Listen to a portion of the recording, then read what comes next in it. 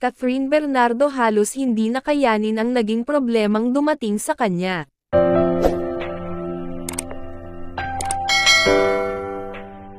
Mainit na usapin pa rin ang dalawang love couple na si Catherine Bernardo at Daniel Padilla dahil umano sa pag-amin ng mga ito sa publiko na hiwalay na sila. Madaming usapin at haka-haka na si Daniel Padilla daw talaga ang nagloko sa dalawang ito. Marami ang nagsasabi na ang naging dahilan daw ng hiwalayan ng Catherine Bernardo at Daniel Padilla ay dahil sa pagkakaroon ng relasyon ni Daniel Padilla sa aktres na si Andrea Brillantes. Madaming nagulantang sa balitang lumabas lalong-lalo na ng pinatotohanan ng aktor na si Andrea nga ang totoong dahilan.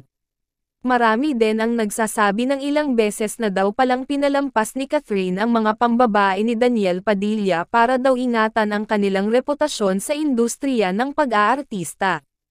Nito lamang nakaraang araw ay kinumpirma na ng dalawang love team couple na hiwalay na sila. Kung atin mang iisipin ay talaga namang hindi kapani-paniwala ang lahat ng nangyari sa dalawa.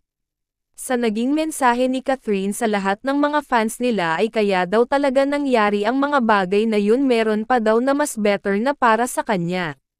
Sa official statement ni Catherine magpo-focus na lang daw siya muna sa mga self-business niya. Kaya't atin pang pakaabangan ang susunod na ilalabas ng mga netizens sa social media.